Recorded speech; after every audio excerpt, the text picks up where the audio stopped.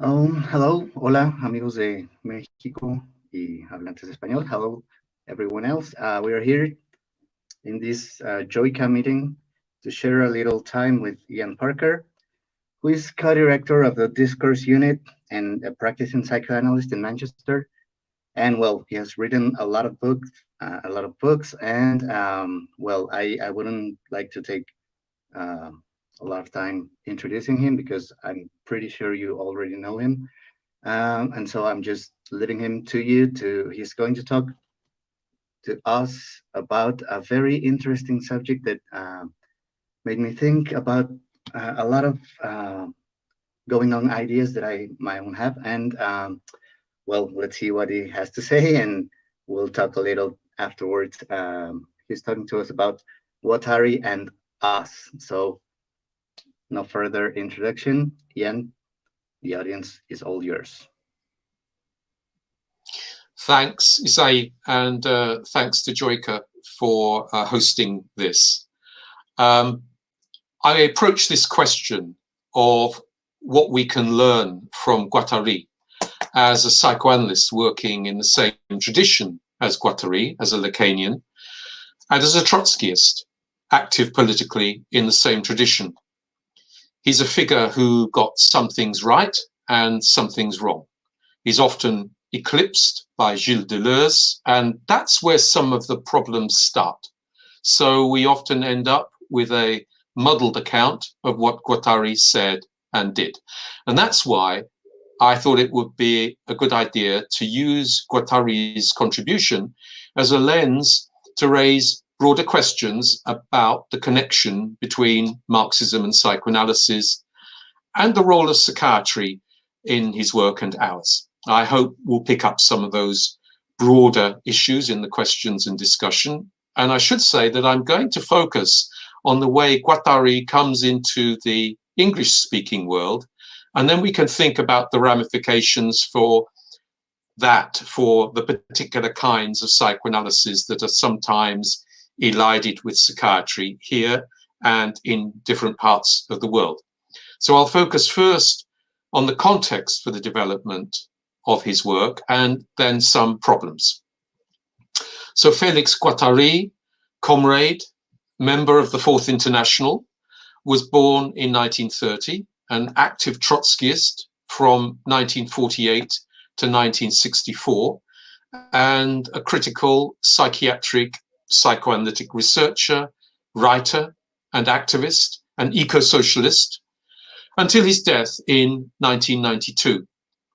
Guattari is often best known for his collaboration with the 5-year older philosopher Gilles Deleuze on the usually misunderstood book Anti-Oedipus, which was translated into English 5 years later. And the two, both Deleuze and Guattari, were both avid readers of the existentialist Jean-Paul Sartre before they met. But it was Guattari who brought radical therapeutic practice and political critique, that is Freud and Marx, into the explosive mixture that eventually went under the heading of schizoanalysis. So Guattari's work exemplifies the potentialities and the limits of breaking from medical models of mental health under capitalism.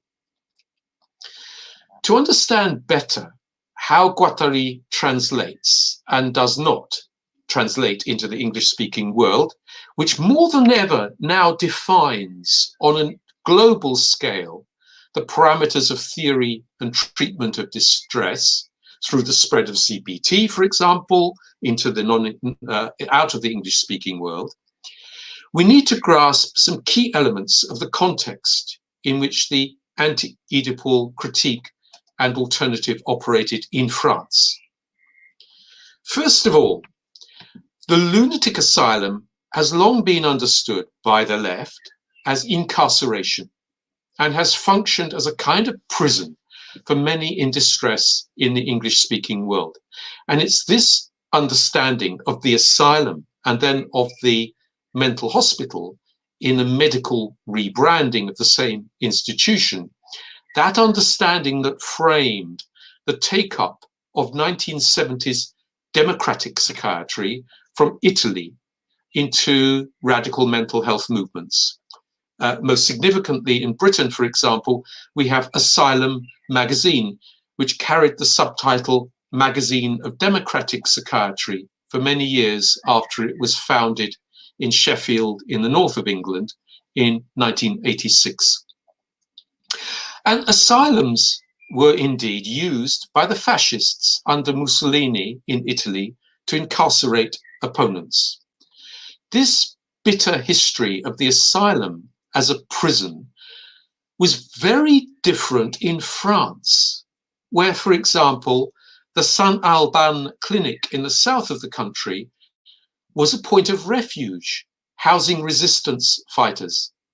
It also provided a base for radical psychiatrists during and after the Second World War, including figures like Frantz Fanon, who did his internship there in Saint Alban, and Jean Houry, who later moved north to found La Borde in 1953.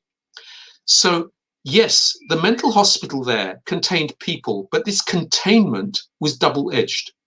It was a place of safety for some, as well as a place of control. And that was an ambiguity, of course, that Michel Foucault's work explores, an ambiguity of function that we need to take seriously. It's in places like this that alternatives were developed to the physical treatment regimes that provided the coercive medical frame of understanding dominant in British and American psychiatry. While there were significant attempts to develop group psychotherapeutic and community-oriented approaches in the English-speaking world, the assumption here was that a radical break from the asylum as an institution would be necessary before these approaches could flower. And that was the assumption also in Trieste, in northeast Italy, where Franco Basaglia's deinstitutionalization process was the setting for work cooperatives, then appearing in Britain in an uneasy relationship with those practices inspired by R.D. Laing and people like that. In Saint Alban and then in La Borde, where Guattari worked, in contrast, institutional psychotherapy was the governing paradigm. And this was not without some bizarre remainders from psychiatric practice, remainders that actually horrified Basaglia when he visited La Borde. That was apparent, for example, in so-called annihilation therapy at Saint Alban, which was developed by the one-time POUM Trotskyist Francesc Tosquelles, who had fled from Franco's Spain to inspire Fanon, Houry, and many others. So Guattari, who was still working at La Borde when he died, was influenced by these practices. These traditional psychiatric practices can also be seen in the later, rather grim drug regimes in the clinic, which are still very apparent in, for example, the 1996 Nicolas Philibert documentary about La Borde called Every Little Thing, which you can find on YouTube.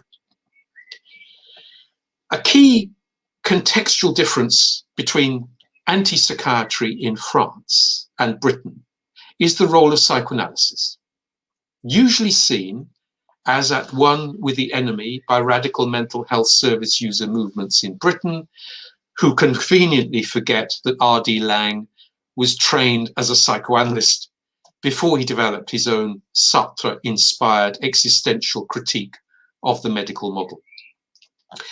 Anglo-American psychoanalysis, as we know, adapted itself to society in Britain and the United States, a process that was intensified under the regime of the International Psychoanalytical Association by the precarious status of émigré analysts from continental Europe who were fleeing fascism. And that turned psychoanalysis into an adaptive treatment which was compatible with psychiatry. In France, collusion with psychiatry and medical training of many psychoanalysts was significant.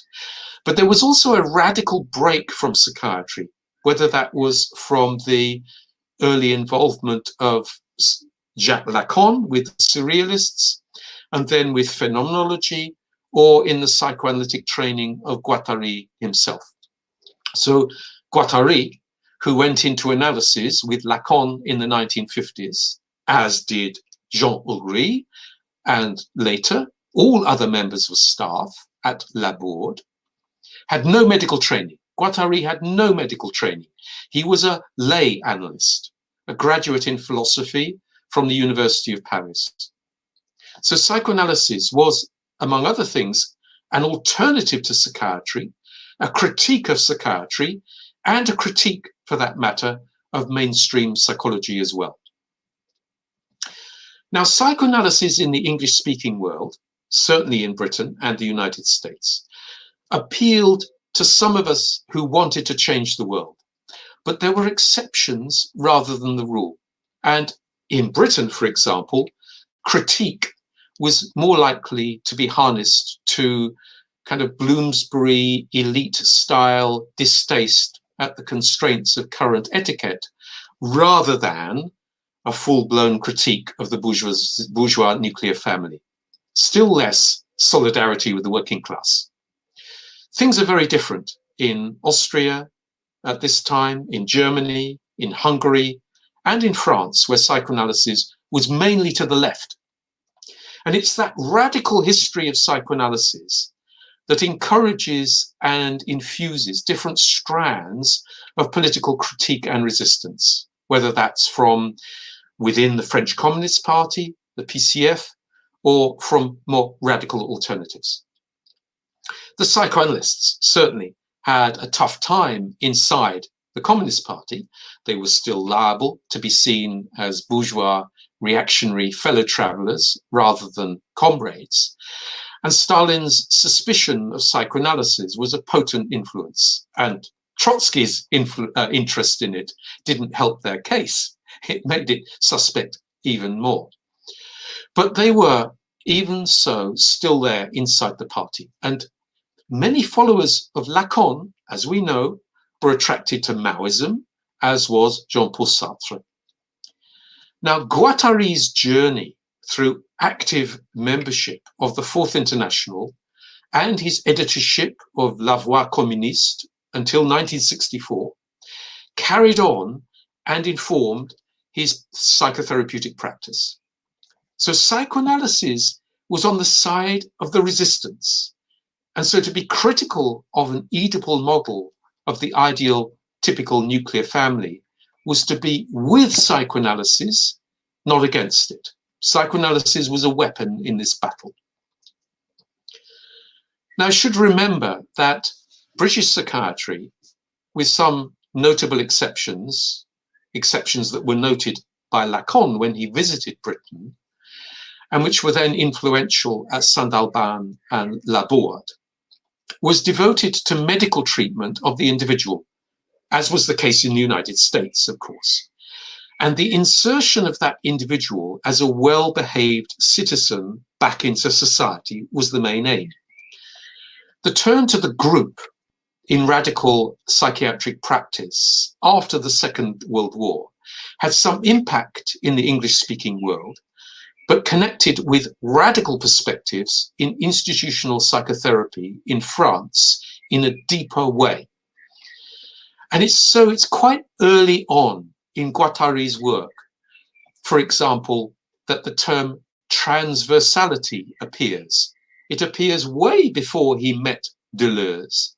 And this notion of transversality was to capture something of the ineliminable social collective nature of unconscious processes.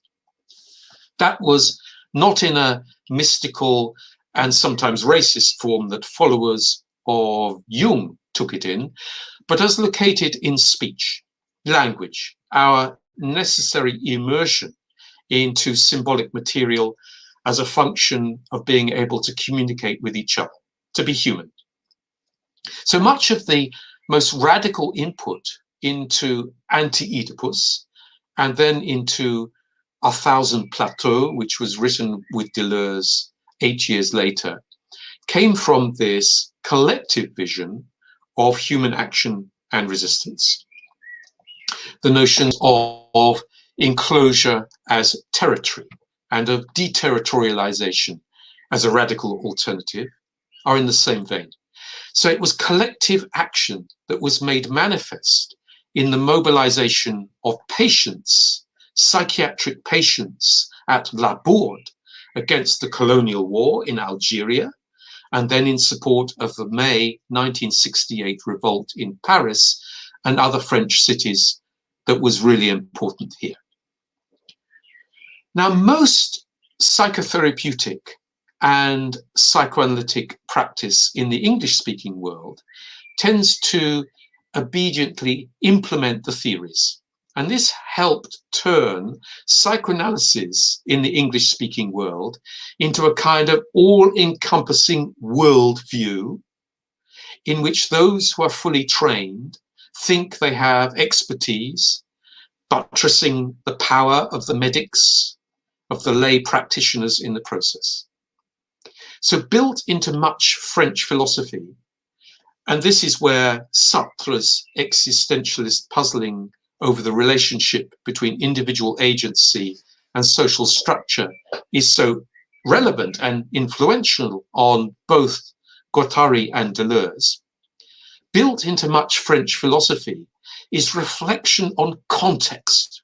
And this reflection on context, which I've been emphasizing here, is embedded in the process of thought, so that the theory is not treated as an apparatus to make sense of the world, but as a machine that is part of the world, simultaneously, we might say, as a tool and result, something we use and something that is a consequence of our reflection. Now, Félix Guattari, early on in his work at La Bourde, and again before he met Deleuze, had a conception of therapeutic and political work as operating like a reflexive machine, a machine that we ourselves build, that we participate in, a machine that we ourselves learn from, collective work rather than individual ingenuity. And here the metaphor of machine chimes with some of the cybernetic interests of Lacan, but should not be understood as unduly mechanical. And this then puts the notion of Anti-Oedipus to work in such a way that, in the words of the British socialist feminist Juliet Mitchell in her path-breaking book Psychoanalysis and Feminism, Freud's work is a description of patriarchy, not a recommendation for it. And of course, Juliet Mitchell was writing about Freud and Lacan and Guattari as one of those who brings that internal critique to fruition. Our psychiatry here in the English-speaking world, and then of course psychoanalysis in the English-speaking world, generally houses plenty of theories about the world. It revels in theories that describe the world as it is in order to maintain things as they are. And these theories are designed to recommend patriarchy, for example, as part of the description, interpretation that is decidedly not designed to change the world.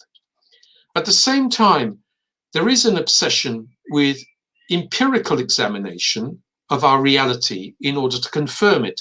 So English empiricism is a perfect machine for absorbing psychoanalytic ideas and testing them, seeing if they work, and keeping those that correspond to reality as it is now.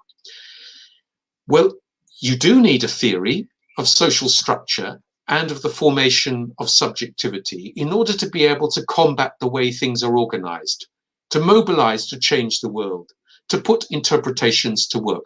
And this is the most influential radical tradition of French philosophy, psychoanalysis, and even psychiatry that was understood well by those traditions. Guattari scribbled his notes and sent them to Deleuze, and Deleuze embedded those ideas of transversality, of the machine, into a quasi-philosophical narrative. It was Deleuze who made the book, Anti-Oedipus, in which Guattari, in a state of depression after it was published in 1972, Guattari said he felt overcoded, incorporated, interpreted. Deleuze, remember, did not want to work with Guattari on the book at La Bourde as part of a collective process, and he was repelled by what he saw there at the clinic, anxious among the mad people. Instead, he worked as a philosopher does, on ideas, individually. Nevertheless, it is a theory that is designed to be put to work. Now I want to turn to some of the problems. Guattari's work with Deleuze was an innovative, radical achievement, with the traces of his Marxism, his Trotskyism, as apparent in it, as is the influence of Freud and Sartre. But there are problems. How could there not be problems? Problems we need to work through if we're to fully comprehend how radical it is now, how radical it could be for us.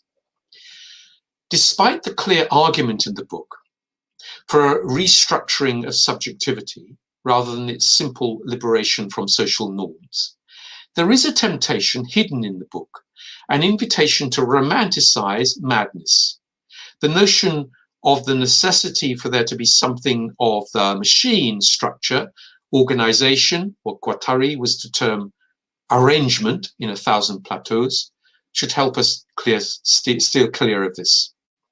However, time and time again, the romanticizing of schizophrenia as a form of freedom returns in responses to Anti-Oedipus, which is something of a piece with the romantic hopes that the May 1968 revolutionaries had, pulling up the cobblestones to throw at the police. And they would show us, as one of the slogans put it, that beneath the paving stones, the beach. This response then structures the prevalent reading among British psychiatrists, one that understandably strikes a chord with some radical mental health activists who were still burnt by R.D. Laing's political intellectual journey. Images of madness as chaos operate ideologically alongside the suspicion that brute biology is the bedrock, that it is as if under the beach, the paving stones. Let's turn to the role of the family. Despite the clear argument in the book that Oedipus is one of the ideological motifs of the nuclear family, taken up into psychoanalysis as a description that is then too often put to work in the clinic as a recommendation, this critique is then quickly absorbed and turned against Deleuze and Guattari. This facile reading, a misreading, is that to be anti-Oedipus is to be against psychoanalysts. And many psychoanalysts in their practice would today agree that psychoanalytic work is precisely to help us interpret and free ourselves from the shackles of Oedipal relationships. However, at a deeper level, it is difficult to implement this critique when families themselves clamor for the identified patient or the index patient who is sent for treatment to be made better, to be adapted, to be returned to the family intact. The recent furore over supposed psychoanalytic mother blaming in relation to autism in France shows how deep and difficult this aspect of critique of the family is. British psychiatry has been better placed to reassure families that it's a medical problem that can be treated, and parents are understandably very relieved to be let off the hook, not to be implicated in the distress they witness and also suffer, which does not also mean that they're sometimes implicated in that distress. They often are. There's nothing so practical as a good theory, but a theory can often function as a grid, a machine that runs away with itself. And that operates against us rather than for us. And this is the way of theory, explicit or implicit in British psychiatry, for instance. Despite the adherence of British psychiatry and forms of British and Anglo-American psychoanalysis to the assumption that only when ideas have been tested can they be taken seriously, that the theory must correspond to rigorous empirical observation. Theory is used by British psychiatrists to govern the life world of their patients.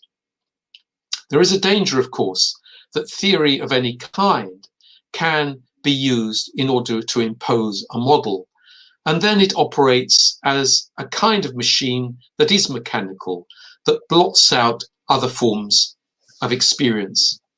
There is a warning here in the history of anti-psychiatry in France, in the way that Frantz Fanon, for instance, drew attention to structures of colonialism and racism when he was at Saint-Alban, and in his later work carried out at Bly de Joinville in Algeria.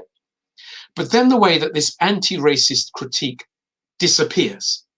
So one finds no black faces at La Bourde in the Philibert documentary, made barely 3 years at the clinic after Guattari died, and the representations of ideal relationships there is decidedly heteronormative. Feminism, so crucial to internal critiques of French and British psychoanalysis, is erased. And this contrasts today with the attempt by radical mental health movements to adopt a more intersectional approach, drawing on the experience of the feminist #MeToo movements and Black Lives Matter movements. So Guattari's activism, when he was in the Fourth International, is a better model here. He was not so hot on feminist critique, sleeping with patients, for example, as if he was oblivious to power, but he did see anti-colonial and anti-racist struggle as intimately related to anti-capitalist politics, whether that was leading work brigades to Yugoslavia at the end of the 1940s or demonstrating against the war on Algeria at the beginning of the 1960s. So there are many problems in his work that should operate as questions for Guattari, questions that he cannot answer, but we can in our practice. There have been many critiques of psychiatry, many radical approaches to what are now called mental health, some anti-racist and feminist approaches more useful than others. And I think Guattari is still one of the useful ones, developed by our comrade working with the oppressed, attentive to the nature of oppression, putting psychoanalysis to work with the oppressed. Maybe it would be too much to say that Guattari developed in and against psychiatry a Trotskyist approach. It doesn't need to be a Trotskyist approach, but close attention to what he gave us would redeem what is most radical about it, take it beyond its limits, and why not? We could embed a radical approach to mental health in the liberation movements and even in the Fourth International, something that Guattari dedicated so many formative years of his life to. So I'll finish there and we can open up to some discussion and questions. I hope you find this interesting. Thank you very much, Ian. I did a terrible work introducing you, so I hope I can do better with the questions. So the first thing that I would like to say is that in the beginning of your reading, you used this image of the eclipse, Guattari eclipsed by the figure of Deleuze. And it had me thinking that the figure of the eclipse itself is quite interesting, because we marvel not at the cover, but at what the cover of the light enables to show. I don't know if I'm making myself clear. So it's like with Deleuze covering Guattari, we could get a far more marvelous, if you allow me the word, far more marvelous image of Guattari.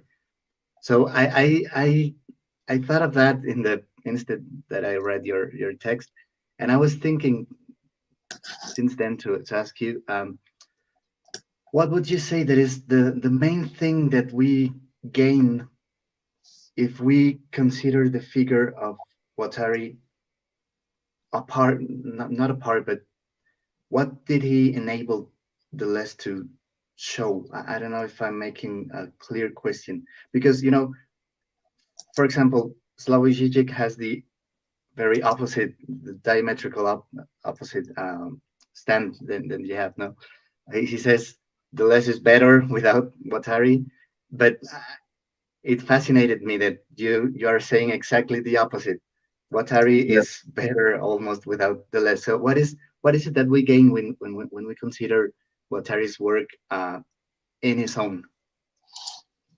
Yes, thanks. That's a very interesting metaphor that you draw attention to of the eclipse. And I think it's true that the eclipsing of Guattari by Deleuze is something that happens after Anti-Oedipus has been published. And I mentioned that Guattari was quite depressed about the way that he felt as if his ideas, which were very scattered and contradictory, were put together in a kind of philosophical narrative by Deleuze.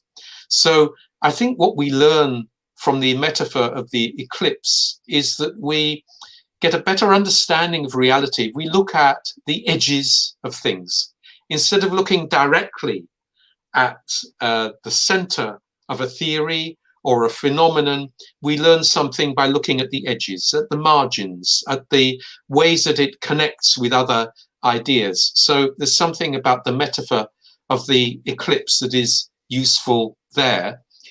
The problem, I think, is that Deleuze was a philosopher primarily, although it is true that Deleuze was sympathetic to the May 1968 movement and actively supported it. Guattari approached it as an activist.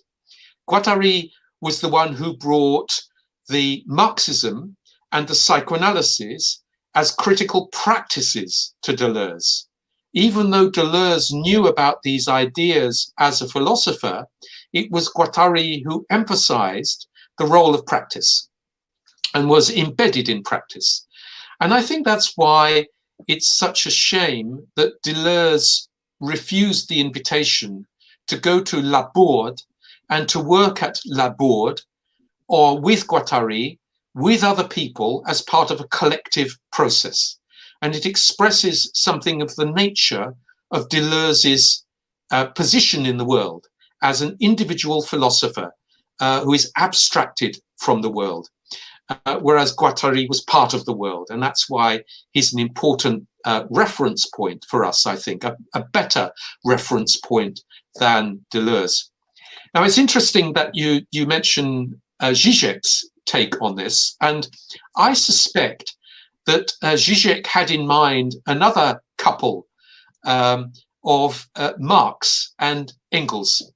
That it's as if Žižek wanted to treat Deleuze as the Marx of the couple and Guattari as the bad Engels of the couple. And maybe he was carried away with this kind of association between the two couples and led to some quite bizarre misreadings, I think, of Guattari. I think we should also remember that the kind of political context of psychoanalysis in France was heavily tied to Maoism, which is Žižek's own background. And to emphasize Guattari as a main figure would also then have to engage with Guattari's political background as a Trotskyist, not as a Maoist. So I think there are lots of different reasons why Žižek should give what I think is a quite incorrect reading of the relationship between the two of them. Okay, that's very interesting, because I usually sympathize with Žižek, but in this point precisely, I had this. Žižek is not always right.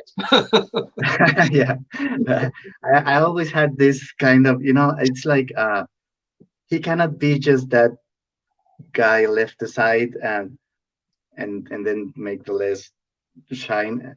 I think what you at the same time, what I wanted to point to in my talk is that Guattari's clinical practice was also terrible. Yeah, yeah.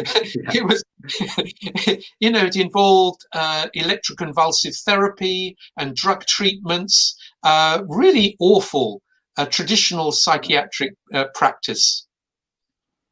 So that leads me to another question, which is because in a first reading of your work, one might say that there is like a division between theory and practice, and you are partial for practice, but it's not in a naive sense. I think it's not like let's practice. I'm referring specifically to the clinical practice of Guattari, because one might say, okay, if that was his practice, how can we trust his theory?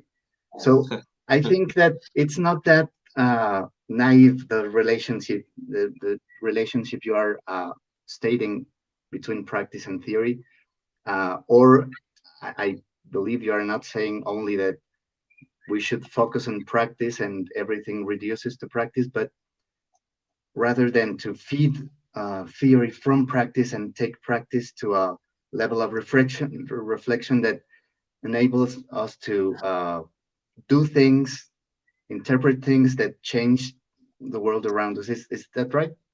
Yes, I think that's right. And I think we have to understand the kind of multiplicity of practice in Guattari's work. So on the one hand, through his time at Laborde, there was the practice of the clinic, in which people were subjected to physical treatments, as well as a kind of milieu therapy or institutional psychotherapy in which people were adapted back into society again. There was that attempt, which I think failed. And at the same time, Guattari was committed to bringing the patients into political activity, that he didn't treat the patients as disconnected from the world, only living at Laborde, but he brought them out into demonstrations. For example, at the end of the 1950s and beginning of the 1960s, against the war in Algeria, which was a very radical thing to do with psychiatric patients. And then in 1968, he brought the patients out into political activity again. So there were kind of two elements of the practice that were contradictory. And we could imagine that maybe he would have learned something about that contradiction as the process carried on through the 1960s, 1970s. If he had lived longer and seen other social movements emerge, he would have learned something from them, because there was not only the clinical practice, but there was the political practice. And it's the intersection between those two things that I think I admire in his work. I can say his clinical practice was mistaken and bad, but I can value his attempt to do something different at the same time. Okay, so that puts in the first place these notions like intersectional or transversality, meaning that the practice that one does is always in this mixture of elements, and it's always a complex practice.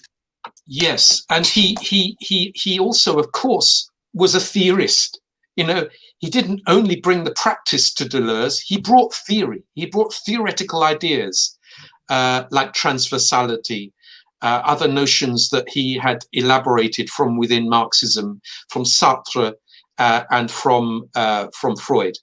He brought theory, and one of the important things about Guattari is that he didn't use the theory as a worldview. He didn't use psychoanalysis as a worldview to interpret society and make society correspond to psychoanalytic categories. He learned something about the theory of society and used that to develop something different, some different way of understanding the intersection between the clinic and politics, which is something I think we need to learn from as well.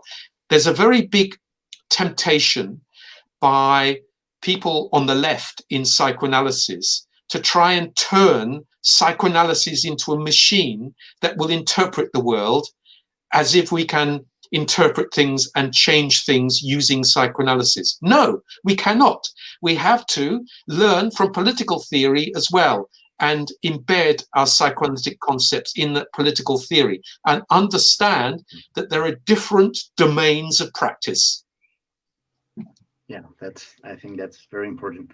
I have another question, maybe the last one. And after that, I would like to, well, we would like to hear some of the questions from the audience. So the people who is watching, you can write your questions on the comments section and we will read them. If you, si quieren escribirlas, vamos a tener un pequeño momento para preguntas de la audiencia. Si quieren escribirlas en los comentarios, pueden escribirlas en español y yo trataré de traducirlas y veremos cómo les vamos dando salidas, ¿vale? So you can write your questions in the comments section and we'll try to, well, Ian will try to answer them. And if they're in Spanish, I'll try to translate them for you. But my last question is maybe a more general question, which maybe it's very basic and naive question, but I would like to know what you think about it. Do you think that psychoanalysis is inherently critical? I mean, that in very naive terms, if you read psychoanalysis the right way, then you are moved to criticize things in society, or do you think it's a kind of a previous choice that you have to have all this background, like you were saying, and then you take some things from psychoanalysis and you put them to work for another purposes? What is your position here? Yes, I think psychoanalysis is not necessarily critical.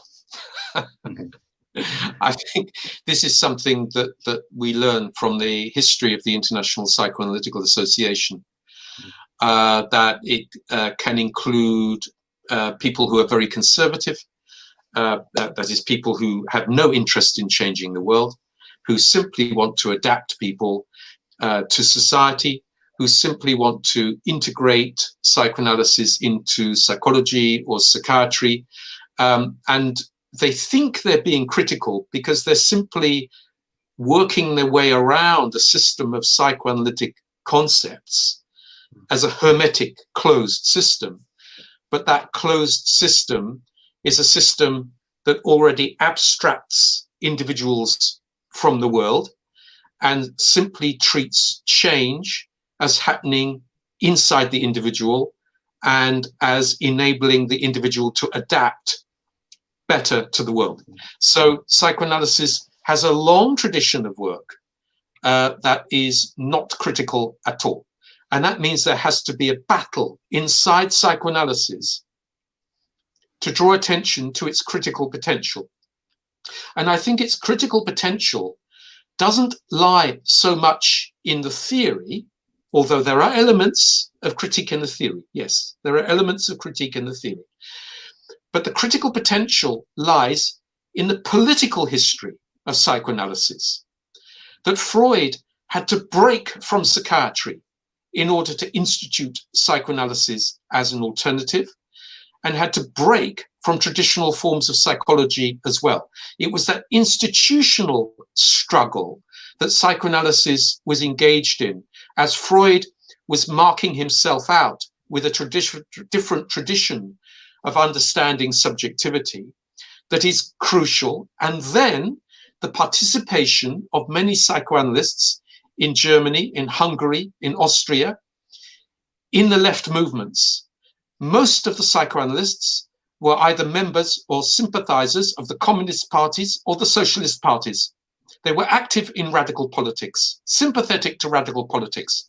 So yes, as you put it, there was a prior decided political choice at work for them, and that's why they were interested in psychoanalysis. And it's that institutional question that became most important in the debates which were provoked by Wilhelm Reich in the 1920s and 1930s over the free clinics, Freud's free clinics, which are described so well in Elizabeth Danto's book. And it's those free clinics in psychoanalysis that gives us the radical tradition that we can connect with. And we can then, from that basis, start to think about what is critical about psychoanalysis in relation to subjectivity and society. That's why the work on the free clinics is so influential now in discussions in Brazil, in the work taking the psychoanalysis into the favelas, for example.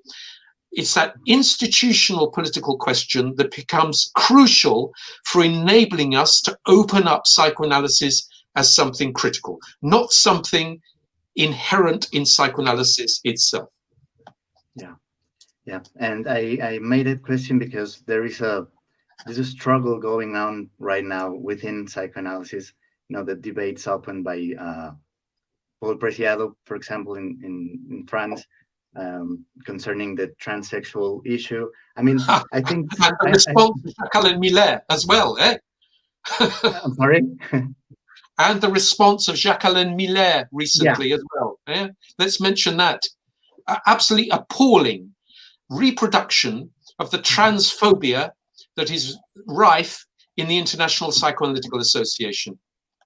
Yes, and I think that is an issue that psychoanalysis has to take seriously. I mean, we have to discuss those things within our spaces of teaching. I'm thinking right now in the work that I do, and I think we have to enable our students to discuss those things. We need to bring more war inside the psychoanalytical institution itself, because I don't think that this is a secondary, topic or whatever. I think it's central for the times going on that we discuss those things and we take a position within psychoanalysis and the practice that we do from it.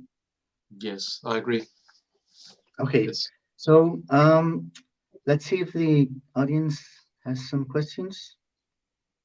I don't have anything here. Good. Hello, I can. Hello, how are you? Maybe I think you can't read them, but I have it right here. There's a few questions. No, we have Humberto Lubert Gutierrez, and he asked Ian. Well, we have 3 questions. If you would like to comment something on the Artaud phenomena. Antonin Artaud. I don't know. Maybe it is Artaud's phenomena. Yeah. Yeah. I very briefly, if it's in relation to Antonin Artaud, I think it's an interesting way of thinking about the body as something that is not organized around the traditional conservative parameters. That is how we think of our body, and opens up the question of our body as being linked to our subjectivity in a more radical, dispersed way. Actually, it connects in some way with the point that we just made together, me and Isai, about the question of trans. That trans in psychoanalysis connects with the question that Artaud raises about the body and the images of the body as normative, and the way that we can take seriously challenges to that normativity. Okay, thank you very much. Isai, do you have access for the questions, or would you like me to continue mention them? Well, I don't see them, but I don't see them. Yeah, maybe it is because you're from the iPad, but don't worry, I will do it. We have right here another question from Carlos Palacios, but I'm going to translate it first. But first, I will do a question from David Pavon Cuellar, who's listening. Yeah, that's right. Yeah. And he says, Ian, could you talk a bit more about the political implications of the difference between Deleuze and Guattari? What does Deleuze's philosophical position mean in politics? How does how does this manifest in his interpretations of Guattari? Okay, I think most simply, I think it comes in the over-interpretation of Guattari. What we have in Guattari is a dispersed, contradictory series of notions which take up ideas from Lacan and from Marxism, and later in his work from ecology, and put them to work in order to deal with precise political situations. What we have in Deleuze is an attempt to link these together in order to give a system. Now, I think this is very ironic and paradoxical, because Deleuze is often celebrated by Deleuzians as being anti-theoretical, as being an empiricist that simply gets to the things themselves in some kind of parody of phenomenology. But actually, what that Deleuze system does is to link together the different ideas that Guattari fed into the system. So the philosophical system that Deleuze provides, in my opinion, is the worst of philosophy, abstracted from the world in order to give a view of the world, despite what Deleuze says and despite what the Deleuzians say. Whereas Guattari is very suspicious of that, and Guattari gives a variety of different situated accounts of different phenomena. That's why his encounter with Deleuze, I think, was in some way fatal to the development of his work. That's how we know him, but I think it distorts and betrays him. Okay, thank you very much.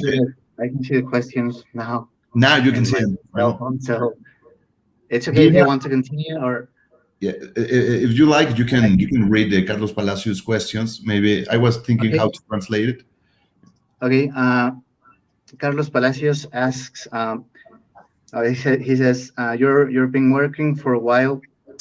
The question of autoethnography, and Guattari worked the cartography. So, what do you think of the use of cartography from a psychoanalytical framework?" Ha! Well, okay. One link is that as we work our way through institutions, we need to think about how those institutions operate through series of prescribed routes, of ways through them, which are the normative routes, the corridors that we're allowed to go down, the doors that we're allowed to open, and think of the ways in which we're blocked from certain points of entry. And it's been feminist theory that has most successfully elaborated this account of autoethnography with its account of standpoint as the position from which we approach the world, and then of the talk of glass ceilings and walls and the different ways in which we are blocked from moving around the institution. So maybe there's a connection here with cartography, with the mapping of the institution as a physical space in which we're able to move into certain parts and blocked from others. And this is something that interests me in psychogeography and the work of the situationists in the tradition of Guy Debord, for example, that we have an embodied geographic conception of power and resistance, that it isn't simply power as something above us, but we're able to think of the multiple ways in which we are divided and the places that we're able to move. Part of the function of radical politics is to make ourselves mobile, to make ourselves able to move. That's why demonstrations in the real world are so important, because they turn us from being fixed into something mobile. That is called the mob in the traditional conservative discourse, the mob. Yes, we want to become a mob.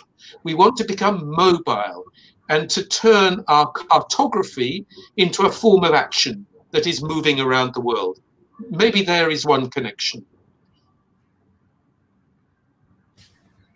Okay. I don't see any other questions here. But what would you name mobile cartography? Do you have a name for it? Like, I don't know, like I just thought of it right now. Yeah. But I think political practice, but I think you know, it's kind of psychogeography and those kind of ways of walking in order to reveal structures in the world as physical structures. Thinking of recent work by Alex Bridger, who's based in Huddersfield in the UK, who has a book coming out very soon about psychogeography, linking with Marxist critique and feminist critique. Some psychoanalytic ideas, not as many psychoanalytic ideas in his work as I would like, but some very interesting ideas. Okay, well, I think we have no more questions, and we are reaching the end of our hour together. So I would only like to thank Ian a lot. Thank you very much for this talk and this conversation. And also I would like to thank Alejandro and Joyka for making this possible. I think this was a great experience for all of us. And I have a lot of questions left to ask, but we'll have time for that. So thank you very much, Ian, and thank you, Alejandro, and thank you all for being here.